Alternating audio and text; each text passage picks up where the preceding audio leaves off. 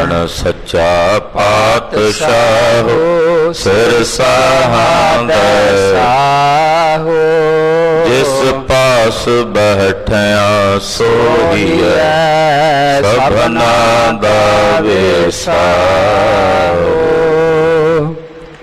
ਸਤਨਾਮ ਸ਼੍ਰੀ ਵਾਹਿਗੁਰੂ ਸਾਹਿਬ ਜੀ। ਸੋਰਠ ਮਹੱਲਾ ਨਾਵਾ। ਜੋ ਨਰ ਦੁਖ ਮੈਂ ਦੁਖ ਨਹੀਂ ਮਾਨੈ, ਸੁਖ ਸਨੇਹੋ ਆਰ ਪੈ ਨਹੀਂ ਜਾਕੈ, ਕੰਚਨ ਮਾਟੀ ਮਾਨੈ। ਜੋ ਨਰ ਦੁਖ ਮੈਂ ਦੁਖ ਨਹੀਂ ਮਾਨੈ, ਸੁਖ ਸਨੇਹੋ ਆਰ ਪੈ ਨਹੀਂ ਜਾਕੈ, ਕੰਚਨ ਮਾਟੀ ਮਾਨੈ। ਰਹਾਉ ਨਹਿ ਨਿੰਦਿਆ ਨਹਿ ਉਸਤਤ ਜਾਕੈ, ਲੋਭ ਮੋਹ ਅਭਿਮਾਨਾ, ਹਰਖ ਸੋਗਤ ਰਹਿ ਨਿਆਰੋ, ਨਾਹੇ ਮਾਨ ਅਪਮਾਨਾ।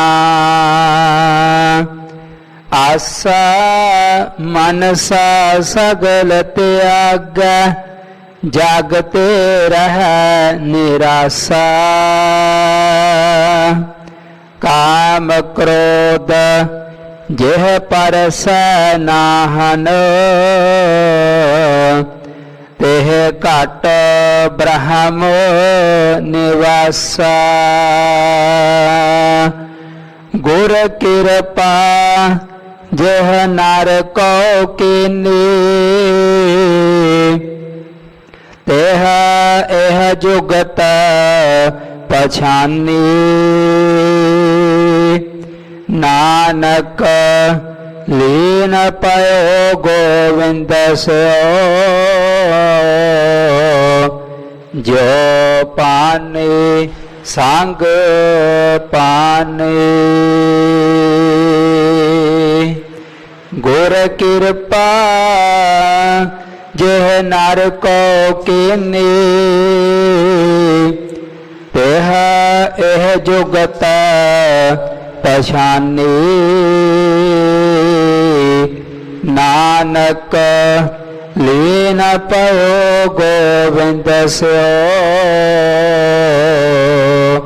ਜੋ ਪਾਨੇ ਸੰਗ ਪਾਨੇ। ਵਾਹਿਗੁਰੂ ਜੀ ਕਾ ਖਾਲਸਾ ਵਾਹਿਗੁਰੂ ਜੀ ਕੀ ਫਤਿਹ।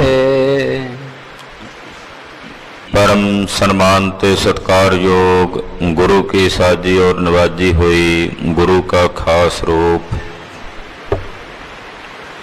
गुरु खालसा साध संगत जीओ धनता दे पात्र हो। पूर्वले जन्मां दे कोई चंगे कर्म जागे हन, जिस दा फल स्वरूप दीन दुनिया दे मालक धन धन श्री गुरु ग्रंथ साहिब जी महाराज जी दी पावन पवित्र हजूरी अंदर सतगुरु नौवें पातशाह धन गुरु तेग बहादुर साहब जी दे पवित्र पावन सचखंड दरबार अंदर जुड़ बैठण दा सुभाग समा सानू सारियां नू प्राप्त होया है। रोम रोम करके नौवें पातशाह जगत गुरु श्री गुरु तेग बहादुर साहब जी महाराज जी का शुक्र है। शुक्र है नौवें पातशाह का शुक्र है कि जिन्हों ने दया करके तरस करके ਸਾਨੂੰ ਆਪਣੀ ਪਵਿੱਤਰ ਪਾਵਨ ਹਜ਼ੂਰੀ ਵਿੱਚ ਜੁੜ ਬੈਠਣ ਦਾ ਬਲ ਬਖਸ਼ਿਆ ਔਰ ਆਪਣੇ ਪਾਵਨ ਪਵਿੱਤਰ ਮੁਖ ਵਾਕ ਬਖਸ਼ਿਸ਼ ਕਰਕੇ ਕਿਰਤਾਰਥ ਕੀਤਾ ਹੈ। ਸ੍ਰੀ ਆਸਾ ਜੀ ਦੀ ਵਾਰ ਦੇ ਸ਼ਬਦ ਕੀਰਤਨ ਰਾਗੀ ਸਿੰਘਾਂ ਦੀ ਰਸਨਾ ਤੋਂ ਬਹੁਤ ਹੀ ਅਦਬ ਸਤਿਕਾਰ ਸ਼ਰਧਾ ਭਾਵਨਾ ਸਹਿਤ ਆਪ ਜੀ ਨੇ ਸਰਵਣ ਕੀਤੇ ਹਨ।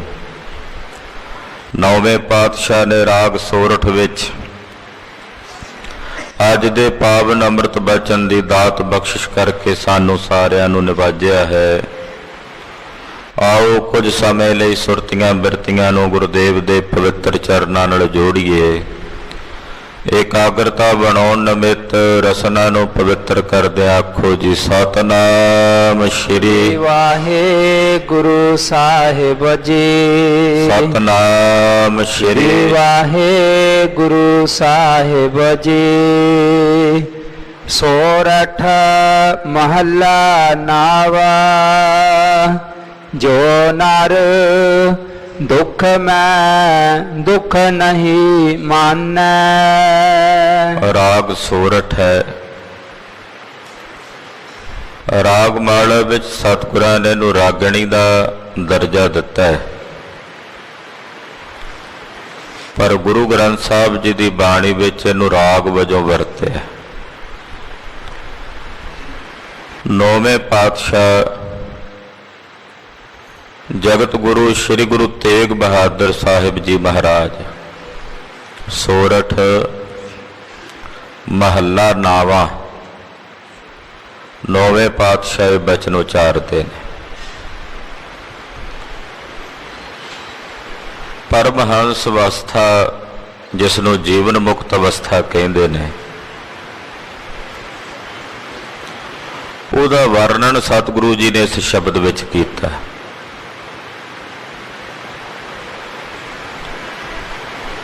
ਜਿੱਥੇ ਤੱਕ ਜਿਸ ਦੀ ਅਵਸਥਾ ਹੈ ਉਸ ਅਵਸਥਾ ਨੂੰ ਬਿਆਨ ਕਰਦਾ ਹੈ।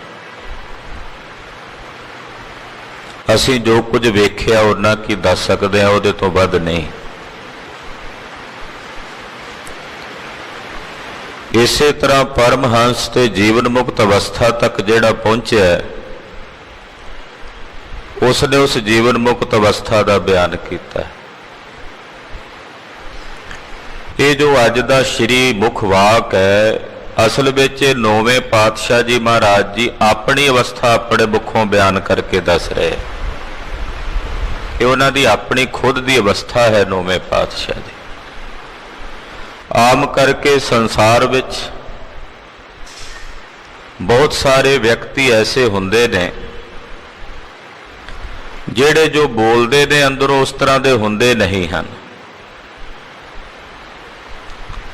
ਜਦੋਂ ਕਾਨ੍ਹੇ ਨੇ ਗੁਰੂ ਅਰਜਨ ਦੇਵ ਸਾਹਿਬ ਨੂੰ ਆ ਕੇ ਕਿਹਾ ਨਾ ਕਿ ਮੇਰੀ ਬਾਣੀ ਗੁਰੂ ਗ੍ਰੰਥ ਸਾਹਿਬ ਵਿੱਚ ਦਰਜ ਕਰੋ, ਤਾਂ ਸਤਿਗੁਰਾਂ ਨੇ ਆਖਿਆ ਕਾਨ੍ਹਾ ਜੀ ਉਚਾਰੋ ਕੀ ਕਹਿੰਦੇ ਹੋ ਤੁਸੀਂ। ਤੇ ਭਗਤ ਕਾਨ੍ਹੇ ਨੇ ਕਿਹਾ ਸੀ ਜਾ ਕੋ ਵੇਦ ਪੁਰਾਨਾ ਗਾਵੈ ਖੋਜਤ ਖੋਜ ਨਾ ਕੋਈ ਰੇ ਮੈਂ ਉਹੀ ਰੇ ਮੈਂ ਉਹੀ ਰੇ। ਤੇ ਪੰਜਵੇਂ ਪਾਤਸ਼ਾਹ ਨੇ ਬਚਨ ਕਿਹਾ ਸੀ ਇਹ ਬਾਣੀ ਉਸ ਦੇਸ਼ ਦੀ ਤੂੰ ਜ਼ਰੂਰ ਕਹਿ ਰਿਹਾ, ਪਰ ਇਹ ਬੰਦਾ ਉਸ ਦੇਸ਼ ਦਾ ਨਹੀਂ ਹੈ। ਆਪਾਂ ਅਕਸਰ ਕਹਿੰਦੇ ਆ ਵੀ ਫਲਾਣਾ ਬੰਦਾ ਗੱਲ ਸਹੀ ਕਹਿ ਰਿਹਾ ਹੈ, ਤੇ ਲਾਗੋਂ ਕੋਈ ਕਹਿ ਦਿੰਦਾ ਵੀ ਬੰਦਾ ਗਲਤ ਹੈ। ਉਹ ਕਹਿੰਦਾ ਭਾਵੇਂ ਬੰਦਾ ਗਲਤ ਹੈ ਪਰ ਗੱਲ ਸਹੀ ਕਹਿ ਰਿਹਾ ਹੈ। ਹੁਣ ਗਲਤ ਬੰਦੇ ਦੇ ਮੁਖੋਂ ਕਹੀ ਹੋਈ ਸਹੀ ਬਾਤ ਵੀ ਕਈ ਵਾਰੀ ਅਸੀਂ ਸਹੀ ਕਰਕੇ ਨਹੀਂ ਮੰਨਦੇ, ਕਿਉਂਕਿ ਸੰਸਾਰ ਦੇ ਜੀਵਾਂ ਦੀ ਇਹ ਫਿਤਰਤ ਹੈ, ਸੁਭਾਅ ਹੈ ਕਿ ਜਿਸ ਤਰ੍ਹਾਂ ਦੀ ਅੰਦਰ ਦੀ ਬਿਰਤੀ ਆ ਉਦਾਂ ਦੇ ਬੋਲ ਉਹਦੇ ਮੁਖੋਂ ਨਹੀਂ ਨਿਕਲਦੇ।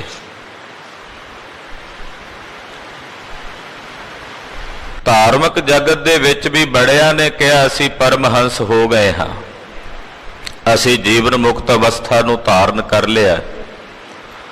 ਉਹਨਾਂ ਨੇ ਝੂਠੀਆਂ ਇੱਧਰ ਉੱਧਰ ਦੀਆਂ ਬਾਤਾਂ ਬਹੁਤ ਸਾਰੀਆਂ ਆਪਣੇ ਮੁਖੋਂ ਕਹੀਆਂ ਵੀ ਲੋਕਾਂ ਨੂੰ ਆਪਣੇ ਪਿੱਛੇ ਲਾਉਣ ਵਾਸਤੇ, ਗੁੰਮਰਾਹ ਕਰਨ ਵਾਸਤੇ, ਪਰ ਜੋ ਕਹਿੰਦੇ ਰਹੇ ਉਸ ਅਵਸਥਾ ਤੋਂ ਕੋਹਾਂ ਦੂਰ ਸਨ। सतगुरु नौवें पातशाह जी ने जिहड़े पावन बचन अपने मुखों कहे ने, पातशाह ने अपने शरीर ते इन्हां नूं हंडाया है। जो कह रहे ने इति वास्तविक रूप में खुद नौवें पातशाह की अपनी स्वयं अवस्था है कि दुख नूं दुख करके ना मनना, दुख नूं दुख करके ना मनना। धीरमल गोलियां चलाउंदा है, किड्डा वड्डा दुख है कोई सामने तुहाडे ते गोली चलावे, और वो गोलियां तुहाडे कंन तो मत्थे तो छू के निकलदियां होण, कितनी वड्डी तकलीफ है। धीरमल वल्लों चलाईयां जा रहीआं गोलियां नूं सतगुरु जी वेखदे ने ते कहंदे ने धीरमल तेरा भला होवे, क्योंकि उस दुख नूं दुख करके नहीं पे मनदे। दिल्ली दा चांदनी चौक है, कई दिन एक पिंजरे विच रखिया गया जिहदे विच ना खलो सकते ने ना बह सकते ने, छकण नूं भोजन नहीं दिता गया, पर मेरे पातशाह ने इस अवस्था नूं अपने तन ते हंडाया है, दुख नूं दुख करके नहीं मन्निया। सानू रंचक पर सूई चुभ जाए, कंडा चुभ जाए, तुर अंतरों साडे दर्द वेदन पीड़ा पैदा हुंदी है, पर दुख नूं दुख करके नहीं मनना। ये बचन खालसा जी कह लेने जितने सरल ते सौखे ने, इन्हां नूं हंडाउणा कमाउणा उतना ही कठिन है। किसी दूसरे का अपमान होवे, असी कहते हैं कोई नहीं बई ये संसार तो झूठा है, नश्वर है, ये जिहड़ा किसी का अपमान हुंदा वो भी झूठा ही है, पर वही अपमान किते मेरा हो जाए साडा हो जाए फिर असी चिंतित हो जाने, दुखी हो जाने। जदों कोई घटना किसी दूसरे नाल वरतदी है तो आपां कहने हैं संसार झूठ है, नाशवान है। वो घटना जदों किते अपने नाल घट जावे तो फिर परेशान है, फिर दुखी है, फिर उदों अवस्था ऐसी क्यों नहीं हुंदी। दूजे दे घर विच लगी हुई अग बसंतर देवता नज़र आउंदी है, अपने घर की अग अग नजर आउंदी है, क्योंकि साडी एक समान विरती नहीं है। धन गुरु तेग बहादुर साहब नौवें पातशाह एक परम विरक्त महात्मा की अवस्था बयान करदियां दसदे ने कि जेड़ा नर दुख नूं दुख करके नहीं मनदा, दुख नूं दुख आवे पर दुख नूं दुख करके नहीं मनदा। गुर इतिहास ऐसे अनेकों प्रमाणों नाल भरिया पिया। भाई भिखारी की कथा सुनो। जवान पुत्र है, पता भी इन्हें कल नूं नहीं रहना, बरात चढ़नी है, तो उहदे लई लकड़ां इकट्ठियां करके रख रहे ने कि अंतिम संस्कार करना। भाई भिखारी का वह प्रसंग तुसी बहुत बेरी सुनिया कि दुख नूं दुख करके नहीं मनना। कलगीधर पातशाह दे सन्मुख दो पुत्र लड़ के शहीदियां पा गए ने। दो खबर आई है कि सरहंद विच नीहां च चिण के शहीद कर दिते गए ने। पुछदे ने सिख महाराज जी पीड़ा नहीं? तां पातशाह कहंदे जमीन ते लकीरां खिंचो फिर मिटा दिओ। खिचियां ते मिटाइयां। महाराज जी कहंदे जदों खिचियां सी की खुशी हुई, मिटाइयां दा दुख होया। कहंदे जी लकीरां नूं खिचण ते मिटाण नाल की खुशी ते की दुख? महाराज जी कहंदे परमेश्वर ने दित्ती सी दात चारां पुत्रां दी, मिली ते खुशी नहीं। जे वो चारां नूं ने वाहिगुरू ने अपने चरनां च सद लिया ते उन्हां दे जाण दा गम भी नहीं, दुख भी नहीं। ये अवस्था सी जो नर दुख मैं दुख नहीं मानना। माछीवाड़े दे जंगलों दे सूल भी पैरां दे उत्ते चरनां दे उत्ते बर्दाश्त कर लेंदे है और अपनी रसना तो परमेश्वर वास्ते उलांभा नहीं, ओदी सिफत दे गीतां नूं गायन करदे ने। मित्र प्यारे नूं हाल मुरीदां दा कहना, दुख नूं दुख करके नहीं मन्निया। ये अवस्था एक ऐसी अवस्था है ਜਦੋਂ ਤੁਹਾਡੇ ਸਾਰੇ ਫੁਰਨੇ ਸ਼ਾਂਤ ਹੋ ਜਾਂਦੇ ਨੇ ਤੇ ਸ਼ੂਨਿਆ ਅਵਸਥਾ ਹੋ ਜਾਂਦੀ ਹੈ। ਸ਼ੂਨਿਆ ਦਾ ਮਤਲਬ ਹੁੰਦਾ ਹੈ ਅਫੁਰ ਅਵਸਥਾ, ਜਿੱਥੇ ਜਾ ਕੇ ਨਾ ਦੁੱਖ ਦਾ ਤੇ ਨਾ ਸੁੱਖ ਦਾ ਅਹਿਸਾਸ ਰਹਿ ਜਾਂਦਾ ਹੈ। ਜਿਵੇਂ ਉੱਦਾਂ ਸਰੀਰ ਤੇ ਕੋਈ ਫੱਟ ਵੱਜੇ, ਥੋੜਾ ਜਿਹਾ ਕੰਡਾ ਲੱਗੇ ਤੇ ਦਰਦ ਹੈ, ਡਾਕਟਰ ਸਾਰਾ ਪੇਟ ਚੀਰ ਕੇ ਰੱਖ ਦਿੰਦਾ ਬੇਹੋਸ਼ ਕਰਕੇ, ਕੋਈ ਪੀੜਾ ਨਹੀਂ ਹੈ, ਤਾਂ ਉਹੀ ਸਰੀਰ। ਇਹ ਸਮਝਣ ਵਾਸਤੇ ਹੈ ਕਿ ਇੱਕ ਐਸੀ ਅਵਸਥਾ ਜਿੱਥੇ ਜਾ ਕੇ ਸੁੰਨ ਹੋ ਜਾਂਦੀਆਂ ਨੇ ਸਾਰੀਆਂ ਆਸਾਂ, ਮਨ ਦੇ ਮਨੋਰਥ, ਉੱਥੇ ਫਿਰ ਦੁੱਖ ਦਾ ਅਨੁਭਵ ਨਹੀਂ ਹੁੰਦਾ। ਦੁੱਖ ਨੂੰ ਫਿਰ ਉਹ ਦੁੱਖ ਕਰਕੇ ਨਹੀਂ ਮੰਨਦਾ, ਕਿਉਂਕਿ ਸਮਝ ਲੈਂਦਾ ਇਹ ਜਗਤ ਝੂਠ ਹੈ, ਔਰ ਝੂਠੇ ਜਗਤ ਵਿੱਚ ਜਿਤਨੇ ਦੁੱਖ ਨੇ ਵੀ ਝੂਠੇ ਨੇ, ਇਹ ਸੱਚ ਨਹੀਂ। ਜਿਵੇਂ ਸੁਪਨੇ ਵਿੱਚ ਕੋਈ ਮਾਰਨ ਨੂੰ ਦੌੜ ਰਿਹਾ ਤੇ ਦੁਖੀ ਹੈ, ਅੱਖਾਂ ਖੋਲਦਿਆਂ ਉਹ ਸਭ ਕੁਝ ਚਲਾ ਜਾਂਦਾ, ਇਸੇ ਤਰ੍ਹਾਂ ਇਹ ਖੁੱਲੀਆਂ ਅੱਖਾਂ ਦਾ ਸੁਪਨਾ ਹੈ ਜੋ ਵੇਖ ਰਹੇ ਹਾਂ, ਇਹਦੇ ਵਿੱਚ ਜਿਤਨੇ ਦੁੱਖ ਨੇ ਸਭ ਸੁਪਨੇ ਦੇ ਮਾਤਰ ਨੇ। ਗਿਆਨ ਦੀ ਅਵਸਥਾ 'ਚ ਜਾਗਣ ਵਾਲੇ ਮਨੁੱਖ ਨੂੰ ਇਹ ਦੁੱਖ ਪ੍ਰਤੀਤ ਨਹੀਂ ਹੁੰਦੇ। ਉਹ ਸਨ ਭਾਈ ਮਨੀ ਸਿੰਘ ਜੀ ਸ਼ਹੀਦ, ਉਹ ਸਨ ਭਾਈ ਤਾਰੂ ਸਿੰਘ ਜੀ ਸ਼ਹੀਦ। ਦੁੱਖ ਕਰਕੇ ਨਹੀਂ ਵਿਆਪ ਰਿਹਾ, ਇਹ ਖੁੱਲੀਆਂ ਅੱਖਾਂ ਦਾ ਸੁਪਨਾ। ਜਿਵੇਂ ਬੰਦ ਅੱਖਾਂ ਦਾ ਸੁਪਨਾ ਸੱਚ ਨਹੀਂ, ਤੈਸੇ ਖੁੱਲੀਆਂ ਅੱਖਾਂ ਨਾਲ ਵੇਖਣ ਵਾਲਾ ਸੁਪਨਾ ਵੀ ਸੱਚ ਨਹੀਂ ਹੈ। ਤੋ ਇਹ ਜਗਤ ਸੁਪਨਾ ਹੈ, ਤੇ ਸੁਪਨੇ ਮਾਤਰ ਜਗਤ ਵਿੱਚ ਜਿਤਨੇ ਦੁੱਖ ਨੇ, ਤਕਲੀਫਾਂ ਨੇ, ਇਹ ਵੀ ਸੁਪਨੇ ਮਾਤਰ ਨੇ। ਇਹ ਅਵਸਥਾ ਬਣਾ ਕੇ ਰੱਬ ਦੇ ਪਿਆਰੇ ਨਰ ਦੁੱਖ ਨੂੰ ਦੁੱਖ ਕਰਕੇ ਨਹੀਂ ਮੰਨਦੇ। ਸੁਖ ਸਨੇਹੋ ਆਰ ਭੈ ਨਹੀਂ ਜਾਕੈ, ਕੰਚਨ ਮਾਟੀ ਮਾਨੈ। ਉਹਨਾਂ ਦਾ ਸੁੱਖ ਨਾਲ ਕੋਈ ਸਨੇਹ ਨਹੀਂ। ਉਹ ਕਹਿੰਦੇ ਜਿਵੇਂ ਦੁੱਖ ਨਸ਼ਵਰ ਹੈ, ਏਦਾਂ ਸੁੱਖ ਵੀ ਨਸ਼ਵਰ ਨਹੀਂ। ਕਿਸੇ ਸੁੱਖ ਨਾਲ ਕੋਈ ਸਨੇਹ ਨਹੀਂ, ਕਿਸੇ ਸੁੱਖ ਨਾਲ ਕੋਈ ਬੰਧਨ ਨਹੀਂ। ਸੁੱਖ ਨਾਲ ਸਨੇਹ ਨਹੀਂ, ਦੁੱਖ ਨੂੰ ਦੁੱਖ ਕਰਕੇ ਨਹੀਂ ਮੰਨਦੇ, ਕਿਉਂਕਿ ਜੇ ਇੱਕ ਨੂੰ ਮੰਨਣਾ ਪਵੇਗਾ ਤੇ ਫਿਰ ਦੂਜਾ ਵੀ ਆਵੇਗਾ ਨਾ।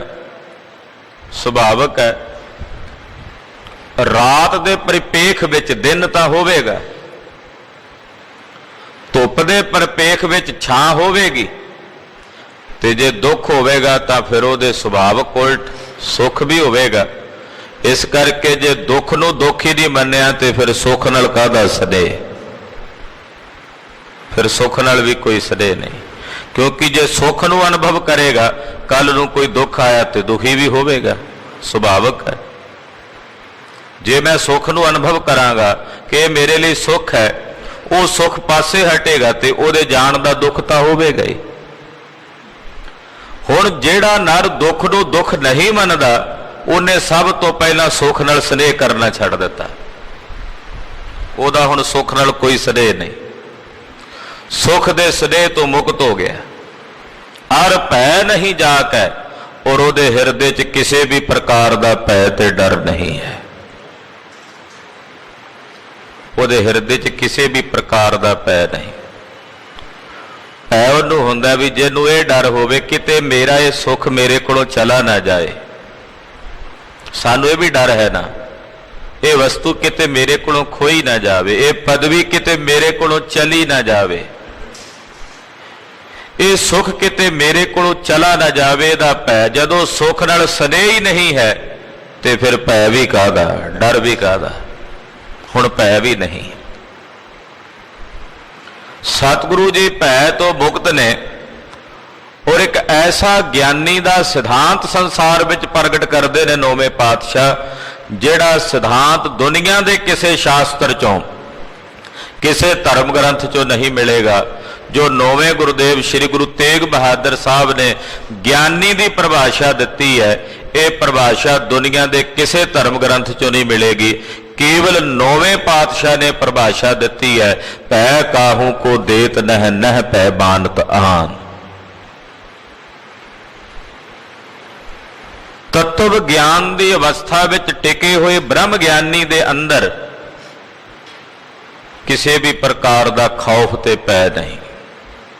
ਭੈ ਉਸ ਨੂੰ ਹੁੰਦਾ ਜਿਹਦੀ ਅੱਖਾਂ ਅੱਗੇ ਭਰਮ ਹੋਵੇ। ਜਿਹਨੂੰ ਭਰਮ ਹੀ ਨਹੀਂ ਉਹਨੂੰ ਭੈ ਕਾਹਦਾ? ਭਰਮ 'ਚ ਭੈ ਹੁੰਦਾ ਨਾ। ਹੁਣ ਜਦੋਂ ਗਿਆਨਵਾਨ ਹੋ ਗਿਆ ਫਿਰ ਤਾਂ ਭਰਮ ਖਤਮ ਹੋ ਗਿਆ। ਇਹ ਜਗਤ ਭਰਮ ਸੀ।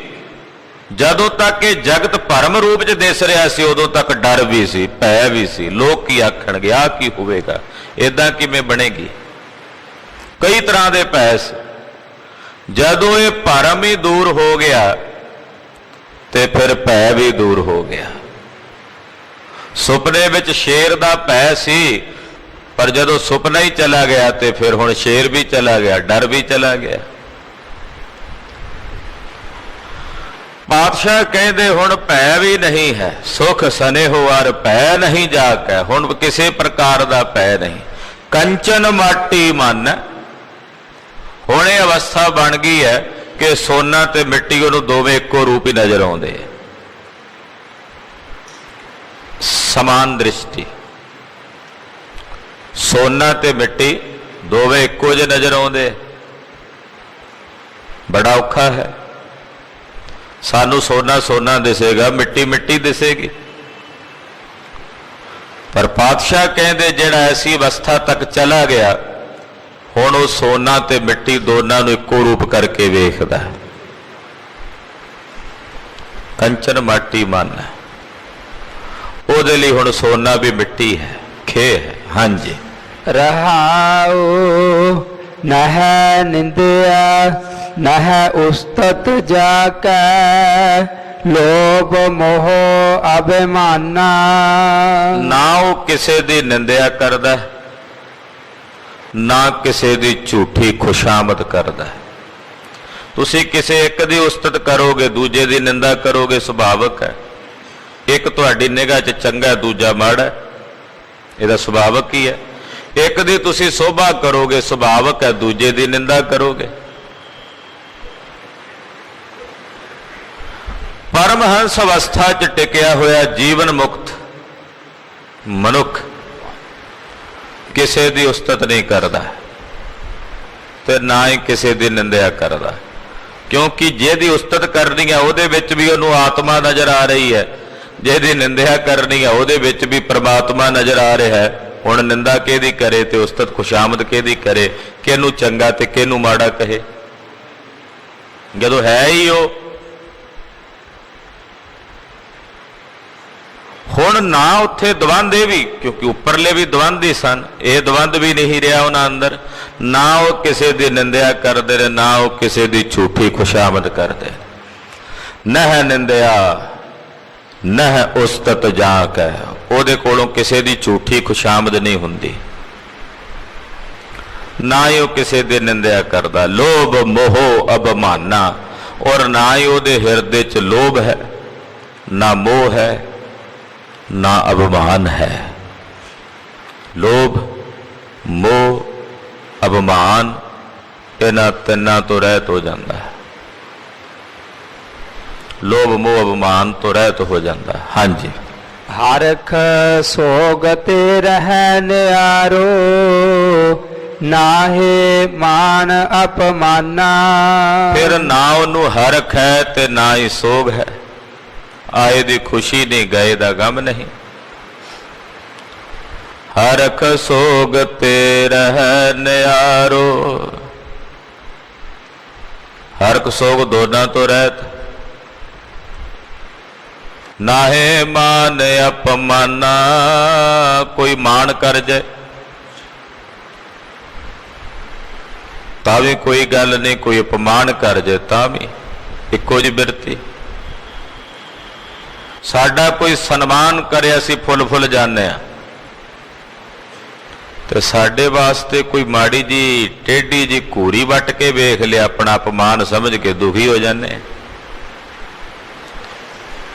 ਪਰ ਇੱਥੇ ਮਾਨ ਅਪਮਾਨ, ਆਹ ਕਿੱਥੇ ਮਖਮਲੀ ਗੱਦੇ ਨੇ, ਵਿਛਾਉਣੇ ਨੇ, ਸ਼ਾਹੀ ਮਹੱਲ ਨੇ, ਹਜ਼ਾਰਾਂ ਨੇ ਲੱਖਾਂ ਲੋਕ ਨਮਸਕਾਰਾਂ ਕਰ ਰਹੇ ਨੇ, ਤੇ ਕਿਤੇ ਦਿੱਲੀ ਦੇ ਇੱਕ ਕੁਤਵਾਲੀ ਦੇ ਵਿੱਚ 2 ਕੌੜੀ ਦੇ ਜਿਸ ਦਾ ਮੁੱਲ ਨਹੀਂ ਹੈ ਕਾਜੀ ਦਾ ਮੌਲਵੀ ਦਾ, ਉਹ ਆ ਕੇ ਸਤਿਗੁਰੂ ਸੱਚੇ ਪਾਤਸ਼ਾਹ ਜੀ ਦੇ ਨਾਲ ਕੁਰਖਤ ਬੋਲ ਰਿਹਾ, ਮੇਰੇ ਪਾਤਸ਼ਾਹ ਦੋਨੇ ਸਮੇਂ ਇੱਕੋ ਜਿਹੀ ਅਵਸਥਾ ਰੱਖ ਰਹੇ ਨੇ।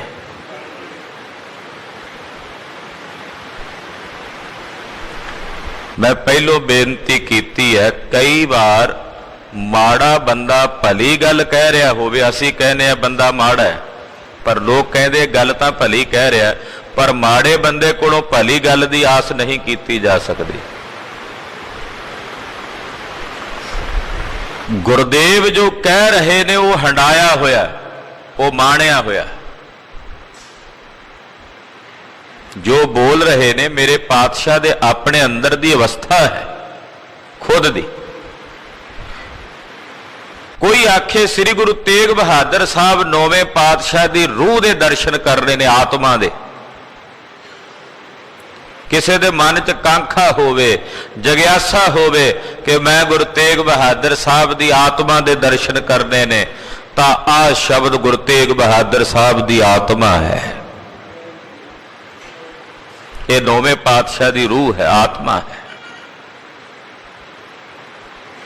ਗੁਰਦੇਵ ਕਹਿੰਦੇ ਨਾ ਹੁਣ ਮਾਣ ਹੈ ਨਾ ਅਪਮਾਨ ਹੈ।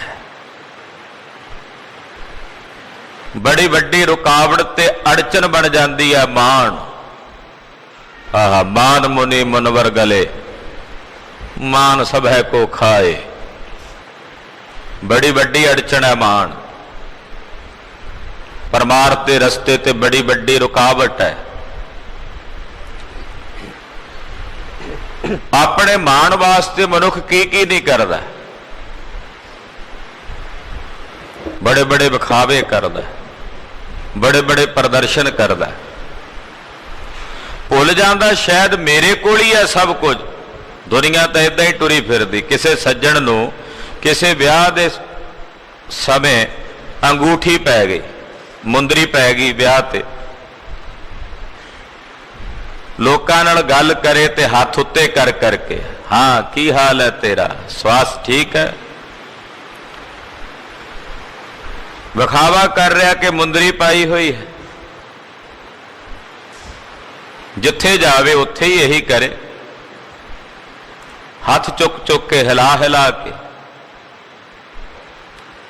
ਇੱਕ ਹਲਵਾਈ ਦੀ ਦੁਕਾਨ ਤੇ ਚਲਾ ਗਿਆ। ਹਲਵਾਈ ਵੀ ਚੰਗਾ ਸ਼ਾਹੂਕਾਰ ਸੀ। ਮਠਿਆਈ ਵੇਖ ਕੇ ਉਸੇ ਉਂਗਲੀ ਨਾਲ ਪੁੱਛੇ, ਮਠਿਆਈ ਦਾ ਕੀ ਮੁੱਲ ਹੈ, ਇਹਦਾ ਕੀ ਮੁੱਲ ਹੈ, ਇਹਦਾ ਕੀ ਮੁੱਲ ਹੈ। ਸਾਰੀਆਂ ਮਠਿਆਈਆਂ ਪੁੱਛਦਾ, ਨਾਲੇ ਉਂਗਲੀ ਉਸੇ ਨਾਲ ਹੀ ਜਿਹਦੇ 'ਚ ਮੁੰਦਰੀ ਪਾਈ ਹੋਈ। ਹਲਵਾਈ ਕੁਝ ਸਿਆਣਾ ਸੀ, ਉਹਨੇ ਆਪਣੇ ਹੱਥ ਦੇ ਉੱਤੇ ਚਾਦਰਾ ਲਿਆ ਹੋਇਆ ਸੀ। ਜਦੋਂ ਵੇਖਿਆ ਵੀ ਇਹ ਮੁੰਦਰੀ ਦਾ ਵਿਖਾਵਾ ਪਿਆ ਕਰਦਾ, ਵੀ ਮੇਰੇ ਕੋਲ ਹੀ ਆ ਬਹੁਤ ਕੁਝ, ਤਾਂ ਉਹਨੇ ਵੀ ਆਪਣੀ ਚਾਦਰ ਜੀ ਹਟਾਈ। ਉਹਨੇ ਉਸ ਮੁੰਦਰੀ ਨਾਲੋਂ ਕਈ ਗੁਣਾ ਵੱਧ ਵਜਨ ਦਾ ਬਾਜੂਬੰਦ ਪਾਇਆ ਹੋਇਆ, 15-20 ਤੋਲੇ ਦਾ। ਉਸੇ ਹੱਥ ਨਾਲ ਦੱਸੇ ਸਭ ਦਾ ਇੱਕੋ ਜਿਹਾ ਹੀ ਮੁੱਲ ਹੈ, ਜਿਹੜੀ ਮਰਜ਼ੀ ਲੈ ਲੈ। ਵੇਖਦਿਆਂ ਸਾਰ ਸ਼ਰਮਸਾਰ ਹੋ ਗਿਆ। ਇਹ ਕਹਾਵਤ ਹੈ, ਆਮ ਲੋਕਕ ਕਹਾਣੀ ਹੈ, ਕਿਤੇ ਹੋਈ ਹੈ ਜਾਂ ਨਹੀਂ ਹੋਈ ਇਹਦੇ ਬਾਰੇ ਪ੍ਰਮਾਣ ਨਹੀਂ ਹੈ, ਪਰ ਸੰਕੇਤ ਹੈ ਕਿ ਮਨੁੱਖ ਦੇ ਕੋਲ ਅਗਰ ਕੁਝ ਹੁੰਦਾ ਤੇ ਵਿਖਾਵਾ ਕਰਦਾ। ਹਰ ਇੱਕ ਮਨੁੱਖ ਵਿਖਾਵਾ ਕਰਨ ਦੀ ਪ੍ਰਵਿਰਤੀ ਰੱਖਦਾ ਕਿ ਮੇਰਾ ਸਨਮਾਨ ਹੋਵੇ, ਮੇਰੀ ਵਡਿਆਈ ਹੋਵੇ। ਮਾਣ ਦੇ ਭੁੱਖੇ ਹਾਂ। ਸੋਭਾ ਸਾਨੂੰ ਇਹ ਕੰਨ ਸੁਣਨੇ ਹੀ ਚਾਹੁੰਦੇ ਨੇ ਵੀ ਮੇਰੀ ਸੋਭਾ ਹੋਵੇ, ਮੇਰੀ ਉਸਤਤ ਹੋਵੇ। ਪਰ ਪਰਮਹੰਸ ਅਵਸਥਾ ਵਿੱਚ ਟਿਕਿਆ ਹੋਇਆ ਮਹਾਂਪੁਰਸ਼, ਉਹਦਾ ਮਾਣ ਹੋਵੇ ਚਾਹੇ ਅਪਮਾਨ ਹੋਵੇ, ਦੋਨਾਂ ਵਿੱਚ ਇੱਕੋ ਜਿਹੀ ਅਵਸਥਾ 'ਚ ਰਹਿੰਦਾ ਹੈ।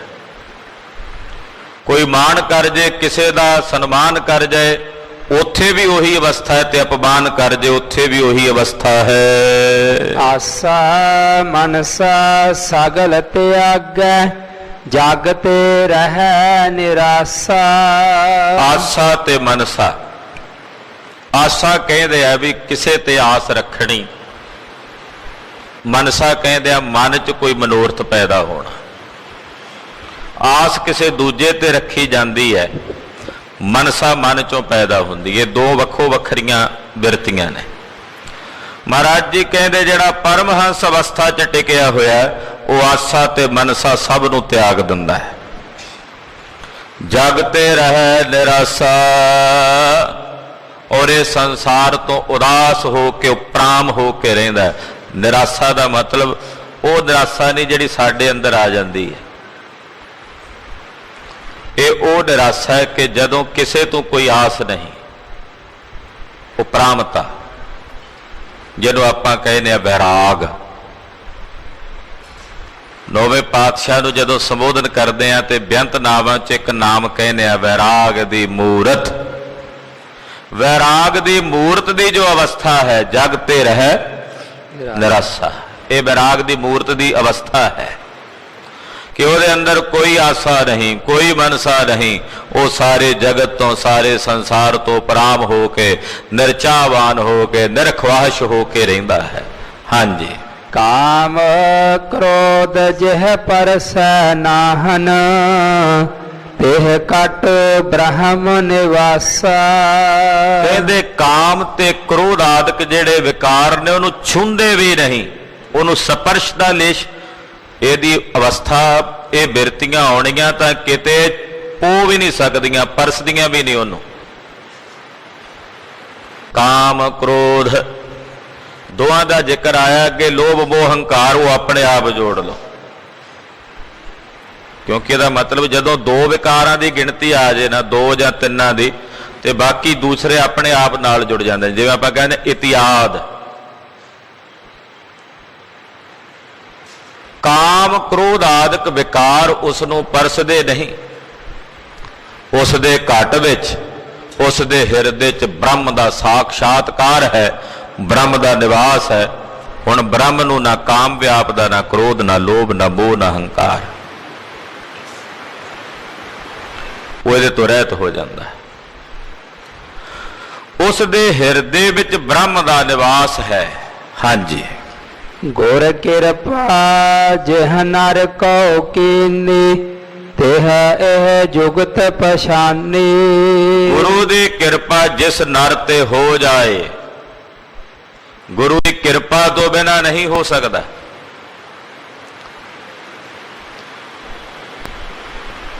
ਗਿਆਨ ਦੇ ਚਕਸ਼ੂ ਸਾਰਿਆਂ ਕੋਲ ਨੇ, ਸਭ ਨੂੰ ਪਤਾ ਹੈ ਇਹ ਕੰਮ ਮਾੜਾ ਹੈ ਜੋ ਮੈਂ ਕਰ ਰਿਹਾ, ਫਿਰ ਵੀ ਕਿਉਂ ਕਰਦਾ? ਕਿਸ ਨੂੰ ਨਹੀਂ ਗਿਆਨ ਕਿ ਸ਼ਰਾਬ ਪੀਣੀ ਮਾੜੀ ਹੈ, ਕਿਸ ਨੂੰ ਨਹੀਂ ਗਿਆਨ ਝੂਠ ਬੋਲਣਾ ਮਾੜਾ ਹੈ, ਕਿਹਨੂੰ ਨਹੀਂ ਪਤਾ ਕਿ ਨਿੰਦਾ ਕਰਨੀ ਮਾੜੀ ਹੈ। ਗਿਆਨ ਸਭ ਨੂੰ ਹੈ, ਪਰ ਕਰ ਫਿਰ ਵੀ ਰਹੇ ਨੇ। ਕਦੇ ਸੋਚਿਆ ਐਸਾ ਕਿਉਂ ਹੈ? ਅੱਖਾਂ ਹਨ, ਨਿਗਾਹ ਵੀ ਹੈ ਪਿੱਛੇ। ਸਮੱਸਿਆ ਇਹ ਹੈ ਕਿ ਅੱਖਾਂ ਦੇ ਉੱਤੇ ਮੋਤੀਆ ਬਿੰਦ ਆ ਗਿਆ ਹੋਇਆ। ਹੁਣ ਉਸ ਮੋਤੀਆ ਬਿੰਦ ਕਰਕੇ ਨਜ਼ਰ ਕੁਝ ਨਹੀਂ ਆ ਰਿਹਾ, ਪਤਾ ਹੈ ਸਭ ਕੁਝ। ਗੁਰੂ ਨਾਨਕ ਸਾਹਿਬ ਉਸੇ ਮੋਤੀਆ ਬਿੰਦ ਦਾ ਆਪਰੇਸ਼ਨ ਕਰਕੇ ਲੈਂਜ ਪਾ ਦਿੰਦੇ, ਆਪਣਾ ਦ੍ਰਿਸ਼ਟੀਕੋਣ ਦੇ ਦਿੰਦੇ ਐ। ਤੇ ਜਦੋਂ ਗੁਰੂ ਦੇ ਨਜ਼ਰੀਏ ਨਾਲ ਵੇਖਦਾ, ਗੁਰੂ ਕਿਰਪਾ ਦੁਆਰਾ, ਫਿਰ ਸਭ ਕੁਝ ਨਜ਼ਰ ਆ ਜਾਂਦਾ ਹੈ। ਫਿਰ ਸੁਚੇਤ ਹੋ ਜਾਂਦਾ, ਸਾਵਧਾਨ ਹੋ ਜਾਂਦਾ। ਗੁਰੂ ਦੀ ਕਿਰਪਾ ਜਿਸ ਨਰ ਤੇ ਹੋ ਜਾਏ, ਸਤਿਗੁਰੂ ਜੀ ਜਿਸ ਨੂੰ ਤਰਸ ਕਰਕੇ ਗਿਆਨ ਬਖਸ਼ ਦੇਣ, ਤੇ ਇਹ ਜੁਗਤ ਪਛਾਨੀ, ਉਹ ਇਸ ਜੁਗਤੀ ਨੂੰ, ਇਸ ਮਰਜ਼ਾਦਾ ਨੂੰ ਪਛਾਣ ਲੈਂਦਾ, ਸਮਝ ਲੈਂਦਾ, ਜਿਹਦੇ ਤੇ ਗੁਰੂ ਦੀ ਕਿਰਪਾ ਹੋ ਜਾਏ। ਹਾਂਜੀ। ਨਾਨਕ ਲੀਨ ਪਇਓ ਗੋਵਿੰਦ ਸਿਓ, ਜੋ ਪਾਨੀ ਸੰਗ ਪਾਨੀ। ਧੰਨ ਗੁਰੂ ਤੇਗ ਬਹਾਦਰ ਸਾਹਿਬ ਜੀ ਫਰਮਾਉਂਦੇ ਹਨ ਕਿ ਜਿਹਦੇ ਤੇ ਗੁਰੂ ਦੀ ਕਿਰਪਾ ਹੋ ਜਾਏ, ਫਿਰ ਉਹ ਇਉਂ ਲੀਨ ਹੋ ਜਾਂਦਾ ਉਹਦੇ ਵਿੱਚ, ਜਿਵੇਂ ਪਾਣੀ ਵਿੱਚ ਮਿਲ ਕੇ ਪਾਣੀ ਵਿਲੀਨ ਹੁੰਦਾ ਹੈ। ਪਾਣੀ ਪਾਣੀ ਵਿੱਚ ਮਿਲਿਆ। ਹੁਣ ਇੱਕ ਘੜਾ ਪਾਣੀ ਦਾ ਤੁਸੀਂ ਸਰੋਵਰ ਵਿੱਚ ਜਾ ਕੇ ਮਿਲਾ ਦਿਓ, ਉਹੀ ਘੜਾ ਪਾਣੀ ਦਾ ਤੁਸੀਂ ਪਾਣੀ ਚੋਂ ਵੱਖਰਾ ਕਰਕੇ ਨਹੀਂ ਕੱਢ ਸਕਦੇ ਜਿਹੜਾ ਵਿੱਚ ਪਾਇਆ। ਐਸੀ ਅਭੇਦਤਾ ਹੋ ਜਾਂਦੀ ਆ ਉਸ ਨਿਰੰਕਾਰ ਅਕਾਲ ਪੁਰਖ ਵਾਹਿਗੁਰੂ ਪਰਮੇਸ਼ਰ ਵਿੱਚ ਕਿ ਹੁਣ ਉਸ ਵਾਹਿਗੁਰੂ ਪਰਮੇਸ਼ਰ ਤੋਂ ਵੱਖਰੇ ਨਹੀਂ ਹੁੰਦੇ, ਉਹਦੇ ਤੋਂ ਭਿੰਨ ਨਹੀਂ ਹੁੰਦੇ, ਉਸੇ ਵਿੱਚ ਹੀ ਮਿਲ ਕੇ ਅਭੇਦ ਹੋ ਜਾਂਦੇ ਹਨ।